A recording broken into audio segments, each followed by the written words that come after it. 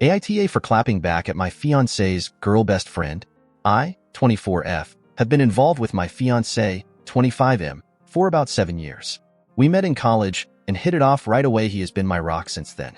I am really close to him, and there is nothing I keep from him. When we were in 2 years of college, I mustered up the courage to tell him what I haven't told to anyone else in my life. I was being sexually abused throughout my childhood by my father. This was really hard for me, and I felt like I was going to have a panic attack. I thought that he would feel disgusted and leave me, but he just hugged me and let me cry on his shoulder. I felt relieved and loved after so many years of feeling lonely. With his help, I started seeing a psychiatrist, and for once I felt like my life had a purpose. He was my purpose. Last month he proposed and I said yes. That was the happiest day of my life. My life was perfect. Well, almost perfect. He has a best friend. She was his childhood friend, and everyone seems to want them together. Even his family wishes that they could be together since they know her family, and her mom was best friends with his mom before she committed suicide. May her soul be in peace. I never had a problem with her since I was secure with my relationship. I tried to make her my friend, but she seems to have a problem with me. I never wanted to make a scene, so I just started avoiding her existence, but she always finds a way to make backhanded comments about me and my body, making me look like I am some kind of prostitute, which really hurts me since I had been suffering with body issues. My fiancé always makes her stop, and he has cut contact before, but she begged him to forgive her, and she apologized to me, so he forgave her, giving her a second chance. She stopped for a while, but she would always give me a bad look. He isn't around. Well, Monday was his 25th birthday. It was going to be hosted in his family's house, and I was excited not only because we were going to announce our engagement, but to give him my birthday gift. It was a watch that he was seeing for a long time. I worked long hours to afford the watch, and under the watch inside the box there was a sonogram of our 2-month child with "Happy Birthday Daddy" was written on it. This was my way of telling him I was pregnant. Everyone was there to celebrate his birthday, and before he blew out the candles on the cake, he stood up and I stood beside him facing all of his family and our friends, and announced that we were engaged. Everyone was happy for us except his GBSF, who seemed visibly upset. She kept quiet for a while and had a little too much booze to drink. His father stood up and gave a toast about how proud he was of his son and sat down.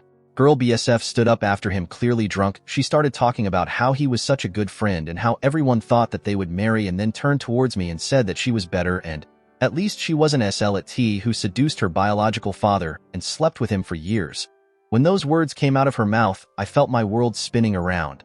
I looked at my fiancé in shock. He is the only person who knew about this, and the fact that he betrayed me hurt like hell. I felt like all of the pain and hurt was pouring into my soul. I stood up and held my glass and gave her a toast. I told her that she was right, and I at least have a body and soul that attracted men to me unlike her, and that I understood why her mom committed suicide, and that I would have done the same if I had a daughter like her. And I turned to my fiancé and wished him a happy 25th birthday, and then I quickly grabbed my gift and got out of there. He tried to follow me, but I quickly got in my car and left. He has been calling and banging on my door since then, but I still don't have the energy to meet him yet. Comment 1. Nope.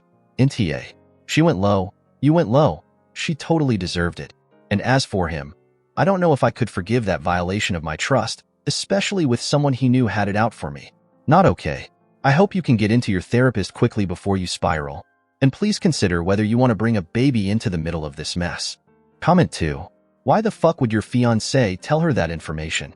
That's disgusting. Everyone here is such an asshole. Except Opie. NTA. This for me, I would need to take some time.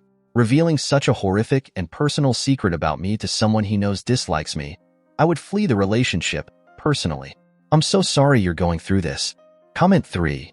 I hope she does, because there's no reason for her to be tied to these morons, and I can guarantee her ex is never leaving Bestie, who would be oh too happy to play mummy and use the ex's visitation time with that baby to hurt Opie at every opportunity. If they don't outright just try to take the baby from her to create the ultimate gross little family with the ex, Bestie, and Opie's baby. That's after the ex and Bestie decide Opie is a hoe who needs a DNA test, and all the other things that will get thrown at her by his family for not sticking together now they have a baby. Not to mention that baby is going to have its father's dumbass genes. It's going to look like him and act like him, and even if she concealed the pregnancy and moved away, she's still going to have to tell the kid something. And what if the kid wants to meet their dad? Nah, fuck all these scenarios. Op needs to do what they feel is right for themselves, and an abortion might just not be something they can do, especially if they feel they've already gotten excited about the baby and started to bond. I know it's early, but when I was prego I had a small bleed around June 8th weeks and felt terrified of losing something I only knew for a few weeks. But I pray that the shame or fear of abortion doesn't hold her back if that's what she wants to do. I hope she is good. Friends who can support her to make the best choice for her. But yeah, I do the same as you.